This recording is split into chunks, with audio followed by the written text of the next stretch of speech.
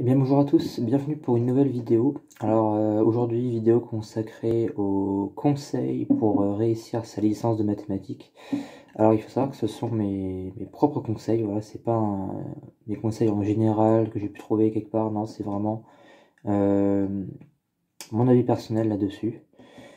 Voilà, j'avais dit que je ferais cette vidéo depuis un petit moment déjà, je pense qu'il y en a qui l'attendent, et il y en a qui vont tomber dessus, ils vont, voilà, je pense qu'ils vont apprécier. Certains conseils, peut-être ça peut paraître logique, mais c'est pas plus mal de les dire quand même, quoi. Donc commençons. Premier conseil que donc j'ai noté sur mon tableau pour rien oublier, comme ça au moins j'oublierai pas, je chercherai pas sans arrêt. Donc le premier conseil c'est il faut travailler régulièrement, chaque soir, tous les jours. Euh, donc en L1 encore, en terminale, ça passait quoi. On n'est pas obligé de travailler à fond non plus. En L1, ça peut passer aussi. C'est à partir de la L2 où voilà, il faut faire tous les jours, tous les soirs. Et en L3, surtout en L3. D'ailleurs, la plupart des conseils, ils seront surtout valables pour la L3, surtout. Donc voilà, travailler régulièrement.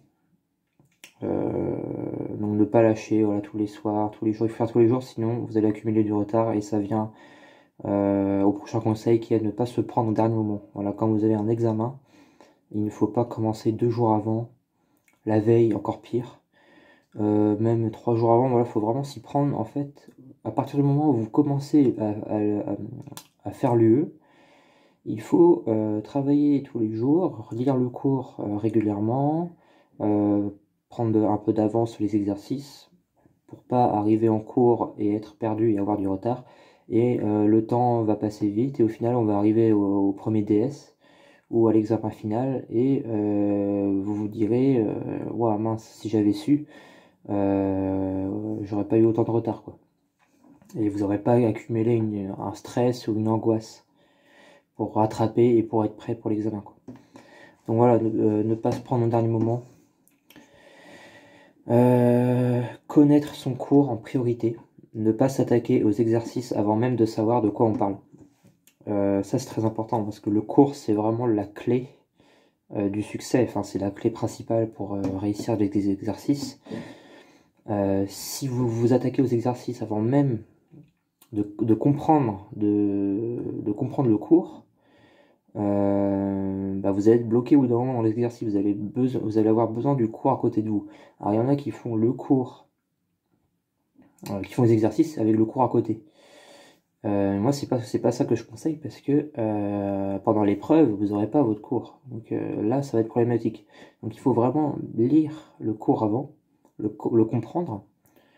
Et à force de faire ça, vous allez le connaître sur le bout des doigts, sans vouloir l'apprendre par cœur. Vous allez juste, à force de comprendre ce que vous lisez, et à force de relire plusieurs fois, vous allez l'avoir dans votre tête. Et pour les exercices, il n'y aura plus qu'à piocher dans votre tête ce qu'il faut utiliser comme théorème, comme résultat que vous savez. Alors je dis pas que évidemment,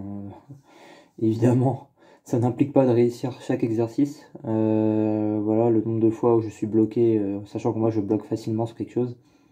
Pourtant je connais mon cours, mais ça suffit pas parfois. Voilà, il faut chercher plus loin. Il faut aller plus loin que voilà. Connaître son cours en priorité, c'est la clé, quoi. Faire, c'est t'aider en avance. Pourquoi je dis ça? Ça revient un peu au retard qu'il ne faut pas accumuler. Travailler régulièrement. Donc si vous faites vos TD, vos exercices en avance, parce qu'il faut savoir qu'en licence, en général, vous êtes plus autonome. C'est que les enseignants, ils vont pas être derrière vous à vous dire vous faites tel exercice. Il y en a qui vont le faire, mais ils vont pas, pour le prochain TD, ils vont pas se demander si vous l'avez fait ou pas. Si vous l'avez fait, tant mieux. Si vous l'avez pas fait, tant pis. Donc, donc souvent on tombe dans ce piège-là par rapport au lycée, c'est qu'on n'est pas obligé en fait de travailler, de faire ces exercices, de les préparer. Donc le piège qu'on peut avoir, c'est de rentrer du coup dans ce cercle-là, de ne pas faire ces exercices et d'arriver jusqu'à l'examen sans avoir préparé ces exercices, avoir juste copié la correction en cours, et au final on se retrouve à pas comprendre ce qu'on a écrit, ou à trop rattraper derrière. Donc c'est pour ça que c'est important de faire les exercices en avance. Comme ça vous arriverez en TD, vous saurez de quoi on parle. Vous pourrez même vous entraîner à aller au tableau pour corriger l'exercice, parce qu'il y a des enseignants qui font passer au tableau, qui demandent qui veut aller. Donc c'est un moyen de s'entraîner aussi. Voilà, pour les concours, je pense aux oraux de CAPES ou agrégation ou autres. Ça sera les oraux, bah, c'est au tableau, donc il faut s'entraîner. Voilà, donc faire ces TD en avance.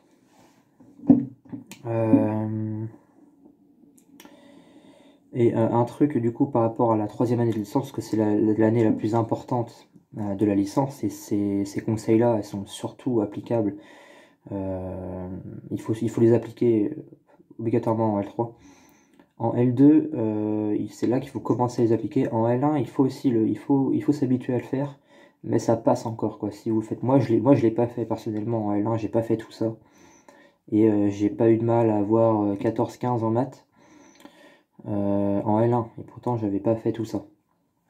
En L2, c'est en L2 ça commence à se compliquer, donc il faut s'habituer à plus travailler, à plus faire les choses correctement. Et en L3, c'est là que j'en viens maintenant, c'est une année où c'est beaucoup plus, vous allez voir des choses beaucoup plus abstraites et beaucoup plus théoriques. Des choses nouvelles. Alors en L2, bien sûr, il y a des choses nouvelles aussi, mais pas autant qu'en L3. Vous n'aurez pas le même sentiment en L3. Là, vous allez dire, ah ouais, c'est vraiment super nouveau, quoi. Alors qu'en L2, ça passait encore, quoi. Il y avait des choses nouvelles, je pense aux séries numériques. Mais au final, c'était pas si nouveau que ça, parce que c'est un cas particulier de suite numérique qu'on connaît déjà depuis la L1, même la terminale, mais on l'a plus approfondi en L1. Et les sommes, on connaissait déjà ce que c'était. Il y a des critères de convergence pour les séries qu'on retrouve pour les fonctions, qu'on a pu voir en L1 ou même certains en L2. Moi j'ai vu ça en L2, mais certains les voient déjà en L1. Donc en fait, ça se ressemble un peu. Pareil pour les intégrales généralisées, ça se ressemble avec les séries. Donc au final, c'est nouveau, c'est nouveau, mais ça passe quoi. C'est pas non plus grandiose quoi. Alors qu'en L3, vous allez voir la topologie, c'est quelque chose de tout nouveau.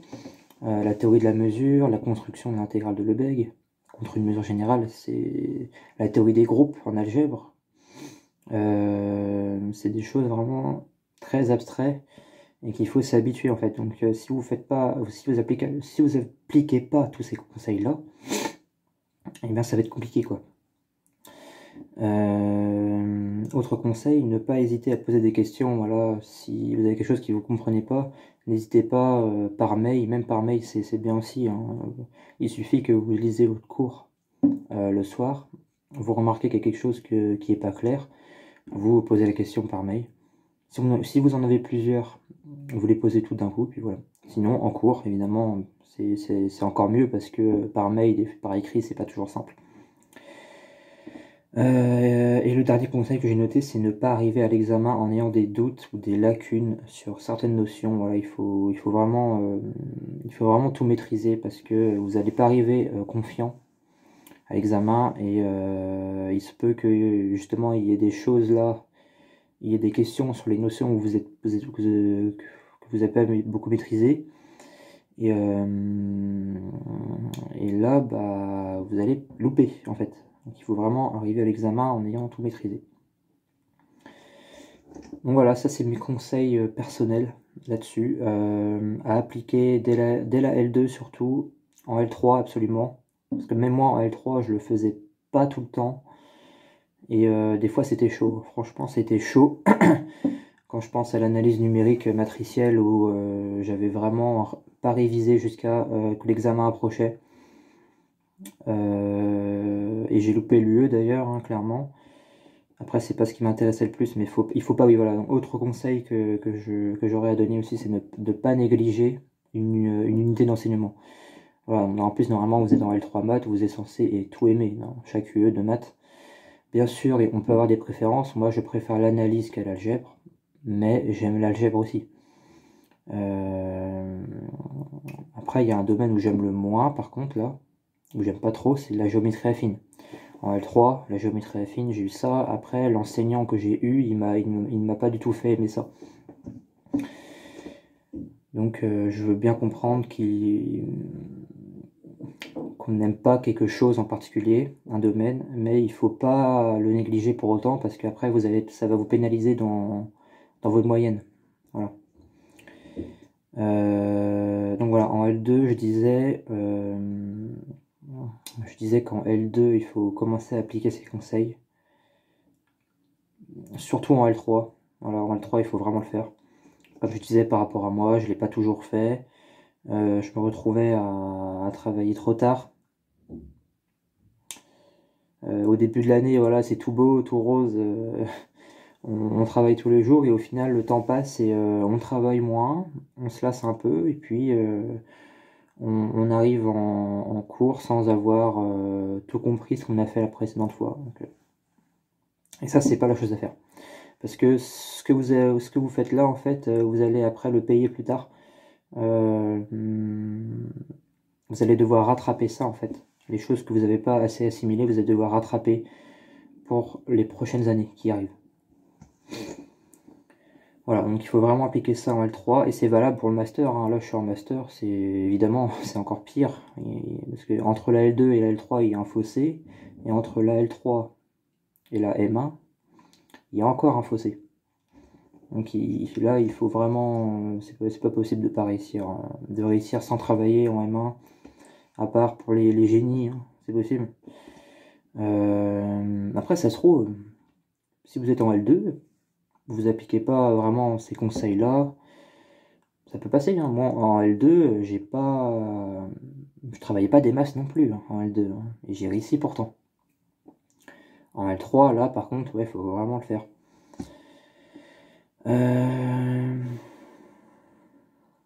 Oui, comme je disais, en L3, parce que c'est l'année qui m'intéresse le plus en fait par rapport au conseil. C'est vraiment l'année où ça devient vraiment très intéressant en termes de contenu. C'est une année qui est très abstraite en termes de contenu. Donc c'est vrai que... qu'est-ce que je vais dire? Je sais plus. Ah, je suis en train de perdre le fil sur un truc que je voulais dire. 3 théoriques et abstrait. Qu'est-ce que j'allais dire de bien, moi?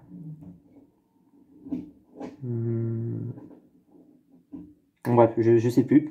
Ce n'est pas grave. En tout cas, 6, 7, 8, 9 conseils que j'ai dit. Vous pouvez les noter hein, si jamais. Si jamais j'en retrouve dans ma tête, je ferai une deuxième vidéo. Voilà, conseil numéro 2.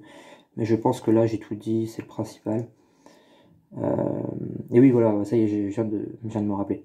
Donc en L3, parmi les choses très abstraites, très nouvelles que vous allez voir, donc j'avais employé la topologie, la théorie de la mesure, la théorie de l'intégration, de l'intégrale de Lebesgue. Et donc ce truc-là, en lien avec le conseil que j'avais dit, où il faut connaître son cours en priorité, eh bien à force de faire ça, en fait, en master, au bout d'un moment, vous le connaîtrez par cœur, en fait, ce cours-là. En L3, ça va être tout nouveau. Vous allez avoir du mal à l'assimiler, mais en master, maintenant, je connais par cœur mon cours sur les théories d'intégration et les théories de la mesure. J'ai tout en tête. Et pourtant, je n'ai pas, comment dire, je n'ai pas voulu l'apprendre par cœur tel un cours d'histoire qu'on avait au lycée, quoi. Non, non, c'est que j'ai lu, j'ai pris mon temps pour tout comprendre. Je l'ai pas lu comme un livre. Ouais, on me tourne les pages, hop, c'est fini. Non, j'ai pris mon temps à revenir sur les passages, voilà, sur les paragraphes. Hop, et à force de faire ça, en fait, j'ai fini par avoir tout dans ma tête. Et en plus de ça, j'avais tout compris. Donc maintenant, la théorie de la mesure et la théorie de l'intégration, en fait, pour moi, maintenant c'est devenu facile parce que je sais de quoi ça parle. En L3, j'avais mis un peu de temps à tout assimiler parce que voilà, comme je l'ai dit, c'est quelque chose de tout nouveau.